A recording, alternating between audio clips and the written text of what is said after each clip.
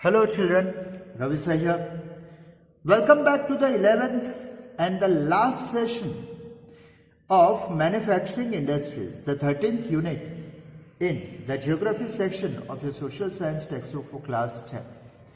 Dear children, in the previous sessions, we have discussed all these points, meaning and importance of industries, classification of industries, all the agro-based industries and mineral-based industries, right? In today's session, we shall discuss one of the most important topic frequently asked in the board exam, such kind of topic, that is industrial pollution and environmental degradation. बच्चों ये question बार बार कई बार ये सवाल board में पूछा गया है, right? So let's get started. पहले तो ये देखते हैं बच्चों कि इंडस्ट्रियल पॉल्यूशन या एनवायरमेंटल डिग्रेडेशन किसे कहा जाता है. तो बच्चों, when the environmental conditions deteriorate, जब एनवायरमेंटल कंडीशंस बिगड़ने लगती है, बद से बदतर होने लगती है, किससे, किसके कारण? ड्यू टू नेचुरल और manmade reasons, right? Natural factors के कारण या तो मैनमेड रीजंस के कारण. तब इस कंडीशन को, इस such kind of environmental condition जो डिटीरियोरेट हो गई है, उस टाइप की सिचुएशन को environmental, it is called environmental degradation. Industrial development causes 4 types of pollutions as follows. बच्चों ये आप जानते ही हो, air pollution, water pollution, soil pollution और noise pollution, right? Due to uncontrolled industrial development, जो हम इंडस्ट्रियल डेवलपमेंट कर रहे हैं बच्चों, वो कैसा है? अनकंट्रोल्ड. सबको कंपटीशन में उतरना है, आगे से आगे बढ़ना है, ज्यादा से ज्यादा पैसा कमाना है, और इसीलिए air and water have been polluted to a great extent. और इसकी वजह से क्या हो गया है बच्चों? हमारे जो हवा है, एयर है और पानी है, वाटर रिसोर्स, ये दोनों बिगड़ गए हैं, पोल्यूट हो गए, कंटेमिनेट हो गए हैं. Air has become polluted due to harmful gases like carbon monoxide and sulphur dioxide. Water has become polluted due to industrial effluence. कई सारी ऐसी इंडस्ट्रीज है बच्चों, केमिकल इंडस्ट्री वगैरह मान लीजिए आप, राइट?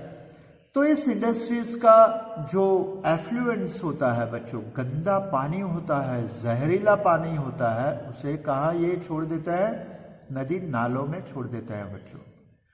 और ये जहरीला जो पॉल्यूशन है बच्चों, गार्बेज है केमिकल इंडस्ट्री का, किसी भी इंडस्ट्री का, right?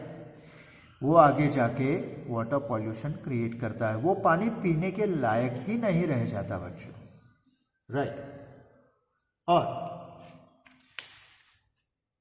Due to old machinery, कई इंडस्ट्रीज में पुरानी मशीनरी का इस्तेमाल होता है, राइट ना?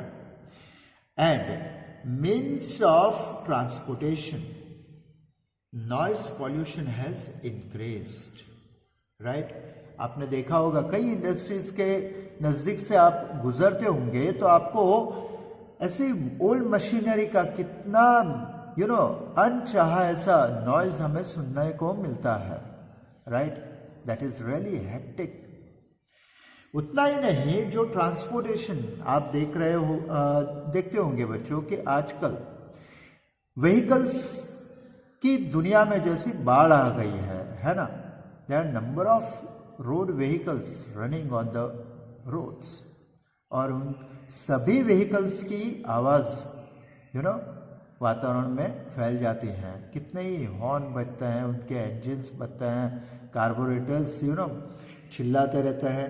तो उनकी वजह से बच्चों नॉइस पॉल्यूशन बढ़ता जा रहा है. और नॉइस पॉल्यूशन के कारण man has become victim of mental stress. Yes, this is a fact. Psychology कहती है बच्चों, ज्यादा आवाज अगर होने लगे आसपास हमारे तो अपने आप मेंटल स्ट्रेस का शिकार बनते जाते हो।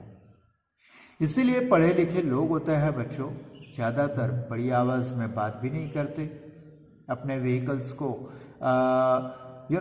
उनकी ज्यादा आवाज नहीं होने देते, ऐसे हॉर्न भी नहीं लगाते कि जो चलने वाले लोगों को कि टॉर्चर करें।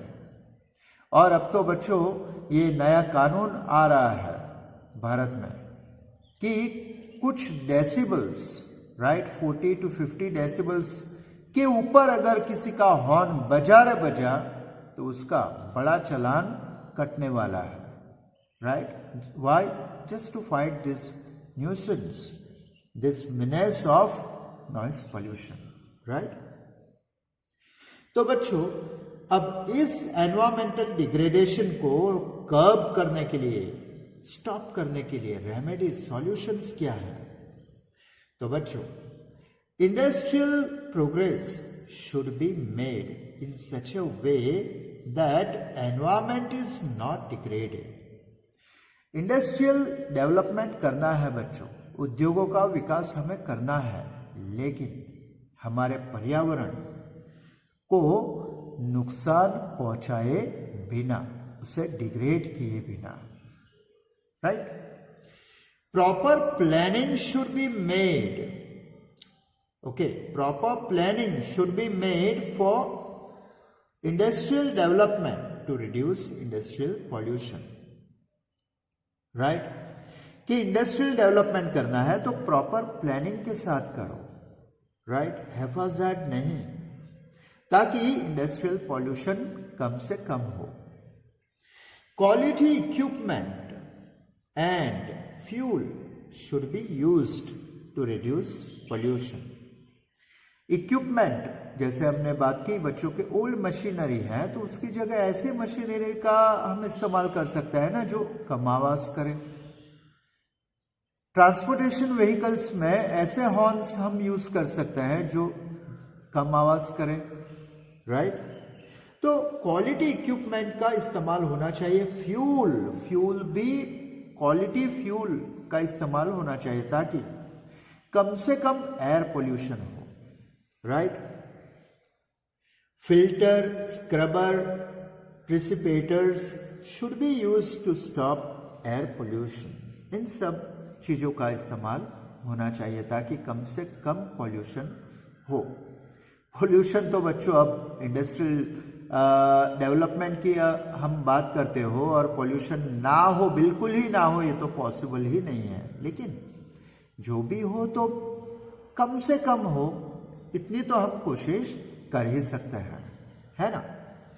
Industrial effluents should be released after proper treatment to prevent water pollution।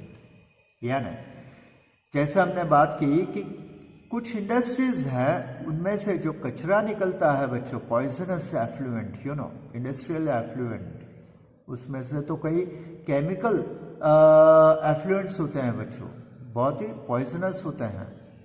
तो उस गंदे पानी को पहले ट्रीट किया जाए, उसका कचरा अलग किया जाए और सिर्फ साफ सुथरा पानी उससे निकाल लिया जाए, राइट। ये भी तो हो सकता है ना, तो पानी वाटर पॉल्यूशन कम से कम होगा, राइट।